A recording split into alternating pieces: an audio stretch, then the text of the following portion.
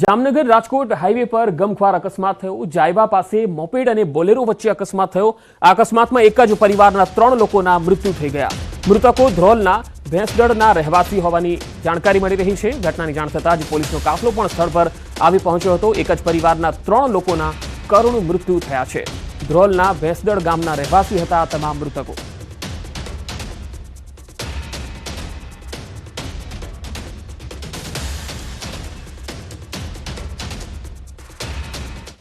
आ तरफ ऊंझा महेसाणा हाईवे पर पण अकस्मातनो बनाव बन्यो, ज्यां एक महिला पोलीसकर्मीनुं मृत्यु थई गयुं।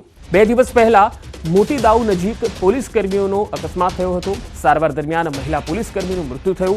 ऊंझा पोलीस स्टेशनथी फरज बजावी महेसाणा परत आवता समये अजाण्या वाहन चालके बाइक सवार पोलीसकर्मीने टक्कर मारी, जेमां हेमरेज थवाथी खानगी होस्पिટલમાં सारवार माटे लई जवाया।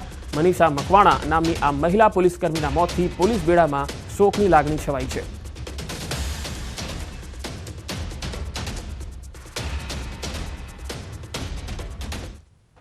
મહેસાણાના વડનગરના મોઢાસણ ચોકડી પાસે અકસ્માત થયો, જ્યાં 1.5 વર્ષના બાળક અને માતાનું મોત થઈ ગયું। કાર અને ટ્રેક્ટર વચ્ચે સર્જાયો હતો અકસ્માત। કારમાં 3 લોકો સવાર હતા, જેમાંથી 2ના મૃત્યુ થઈ ગયા।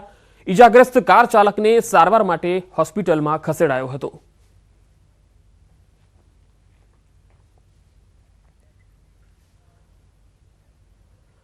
અમદાવાદની ખ્યાતિ હોસ્પિટલ કાંડના વિવાદ શમવાનું નામ નથી લઈ રહ્યો, ત્યારે ખ્યાતિ હોસ્પિટલની બેદરકારીનો વધુ એક કિસ્સો સુરેન્દ્રનગરમાં સામે આવ્યો, જેમાં બજાણા ગામના આધેડનું ખ્યાતિ હોસ્પિટલના તબીબોની બેદરકારી ભરી સારવારથી મોત થયાનો દાવો કરાયો છે। મૃતકના પરિવારે ખ્યાતિ હોસ્પિટલના તબીબો સામે આવા ગંભીર આક્ષેપો કર્યા। પરિવારના જણાવ્યા મુજબ ગત તારીખ 4 ઓક્ટોબરે વિનાયકપુરા ગામે અમદાવાદની ખ્યાતિ હોસ્પિટલનો કેમ્પ હતો, જેમાં પીએમજે કાર્ડ ધરાવતા ગણપતભાઈનો શરીરમાં એક નળી બ્લોક હોવાનું જણાવી ઓપરેશન માટે બોલાવ્યા। જો કે ઓપરેશનની પરિવારે આનાકાની કરતા પીએમજે કાર્ડ હેઠળ ઓપરેશનનો કોઈ પણ ચાર્જ નહીં લાગે તેમ સમજાવી ગણપતભાઈનું એન્જિયોપ્લાસ્ટીનું ઓપરેશન કરવામાં આવ્યું। ઓપરેશન કરતા ગણપતભાઈની તબિયત બગડી હતી, ત્યારબાદ અમદાવાદની સિવિલમાં ખસેડાતા ગત 4 નવેમ્બરે સારવાર દરમિયાન ગણપતભાઈનું મોત થયું। આ અંગે સિવિલના તબીબોએ કહ્યું છે કે દર્દીનું અયોગ્ય રીતે ઓપરેશન કરવાથી મોત થયું છે। આ બાબતે પોલીસને પણ જાણ કરવા છતાં કાર્યવાહી ન કર્યાનો મૃતકના પરિવારજનોનો આરોપ છે। પોલીસે જો યોગ્ય કાર્યવાહી કરી હોત તો અનેકના જીવ બચી શક્યા હોત।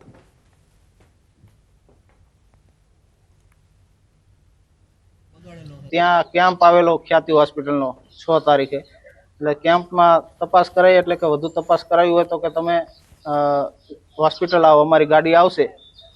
એટલે પછી બીજા દિવસે ગાડીમાં ગયા અને ત્યાં તપાસ કરાઈ અને એન્જિયોગ્રાફી કરી અને તરત એમને કીધું કે આમાં નળી બ્લોકેજ છે તમારે, એટલે કે સ્ટેન્ડ મૂકવું પડશે। સિવિલમાં લઈ ગયા પછી સિવિલના ડોક્ટરોને તપાસ કરતા એમના અભિપ્રાય મુજબ, એમના કહેવા મુજબ કે ભાઈ આનું જે ઓપરેશન કરવામાં આવ્યું છે એમની બેદરકારી હોય કે ગમે તે હોય, પણ આમનું તબિયત એના કારણે લથડી છે, એટલે સિવિલમાં 11 દિવસ માટે એમને સારવાર કરી। સારવાર દરમિયાન એમને 11મા દિવસે મૃત્યુ પામ્યું હતું। આ ખ્યાતિ હોસ્પિટલના ડોક્ટરોની બેદરકારી, પીએમ યોજનાનો લાભ લઈ ગરીબ માણસોને લૂંટવા માટેનો ઈરાદો। અમદાવાદની ખ્યાતિ હોસ્પિટલ દ્વારા બોરીછાણા ગામે જે મેડિકલ કેમ્પ કર્યા બાદ હૃદય રોગના ઓપરેશન કરવામાં આવ્યા હતા, તેમાં 2 વ્યક્તિઓના મૃત્યુ નિપજ્યા હતા અને અન્ય વ્યક્તિઓને પણ ગંભીર હાલત સર્જાઈ હતી। આ જ મામલે આજે ખ્યાતિ હોસ્પિટલનો જે સમગ્ર મૃત્યુકાંડ છે એને લઈ અને સમગ્ર ગુજરાતમાં ચકચાર મચી જવા પામી હતી। આ જે ખ્યાતિ હોસ્પિટલ છે એના જ અગાઉના મેડિકલ કેમ્પમાં સુરેન્દ્રનગર જિલ્લાના પાટડી તાલુકાના બજાણા ગામના ગણપતભાઈ બજાણિયા નામના એક વ્યક્તિ છે, એ પણ આ જ ખ્યાતિ હોસ્પિટલના ભોગ બન્યા હતા। આ જે ગણપતભાઈ બજાણિયા છે તેમને કોઈ પણ જાતની શારીરિક તકલીફ ન હોવા છતાં જે ખ્યાતિ હોસ્પિટલના ડોક્ટરો છે તેના દ્વારા તેમને પરાણે હોસ્પિટલ ખાતે બોલાવી અને હૃદય રોગનું જે છે ઓપરેશન છે કરવામાં આવ્યું હતું। એક નળી છે બ્લોકેજ હોવાનું કહી અને ફરજિયાત ઓપરેશન કરાવી અને ત્યારબાદ તેમની તબિયત લથડી હતી। જે ગણપતભાઈ બજાણિયા છે મૃતક, તેમની શારીરિક તંદુરસ્તી એકદમ સારી હોવા છતાં ક્યાંક ને ક્યાંક હોસ્પિટલના સત્તાધીશોની બેદરકારીના કારણે ગણપતભાઈ છે એમને નળીનું જે બ્લોકેજ હતું એનું ઓપરેશન કરી અને સ્ટેન્ડ મૂક્યા બાદ તેમની તબિયત લથડી હતી। ત્યારબાદ હોસ્પિટલે સારવાર કરવાના બદલે તેમને સિવિલ હોસ્પિટલમાં રિફર કરી દીધા, જ્યાં 11 દિવસની સારવાર બાદ ગણપતભાઈનું મૃત્યુ નિપજ્યું હતું।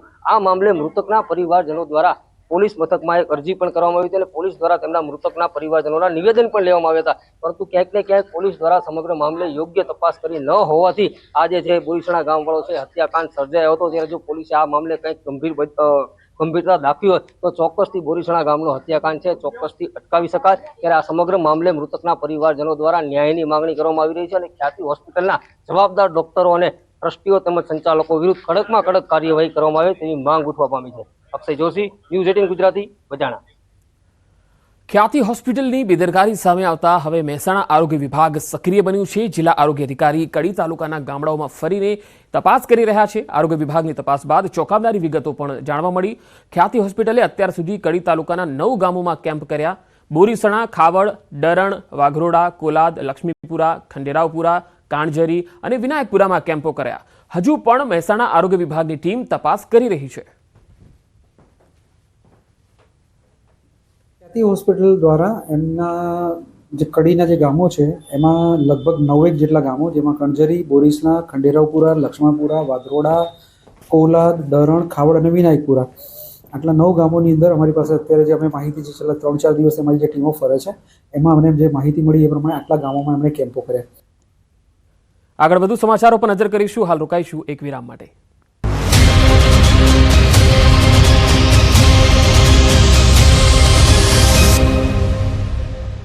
એરટેલ ગુજરાતીઓ હવે સ્વેટર, જેકેટ સહિતના ગરમ કપડાં કાઢી રાખજો. હવે કોલ્ડ વેવ અને હાડ થીજવી નાખતી ઠંડી માટે તૈયાર થઈ જજો. આગામી 3 દિવસ બાદ રાજ્યમાં કાતિલ ઠંડીનું મોજું ફરી વળશે.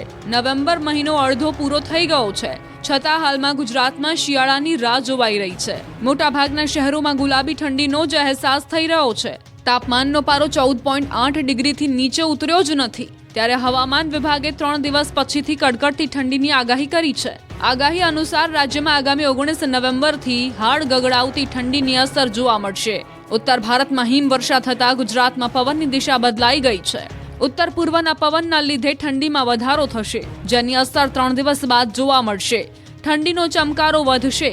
3 દિવસ બાદ અસલ શિયાળાની ઠંડી શરૂ થશે.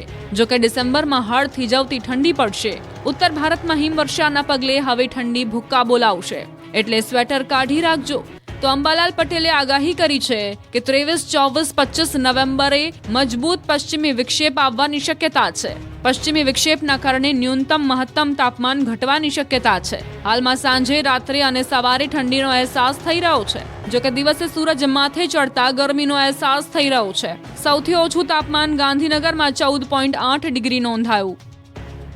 आने वाले दिन में 2 से 3 डिग्री सेंटीग्रेड डाउन होने का पूर्वानुमान दिया गया है. કોડીનાર યાર્ડમાં ખેડૂતોએ ખરીદીને લઈને ટકટક કરી હતી. ગીર સોમનાથના કોડીનાર માર્કેટ યાર્ડમાં ખેડૂતોએ હોબાળો કર્યો. મગફળીની ખરીદીમાં ટેકાના ભાવે ખરીદી કરવાની માંગ સાથે હોબાળો કર્યો. ખેડૂતોએ જીદ કરી મગફળીની હરાજી બંધ કરાવી. આ મુદ્દે યાર્ડ સત્તાધીશોએ જણાવ્યું હતું કે હાલ 1000 થી 1215 રૂપિયા સુધી મગફળીના ભાવ યાર્ડમાં મળે છે.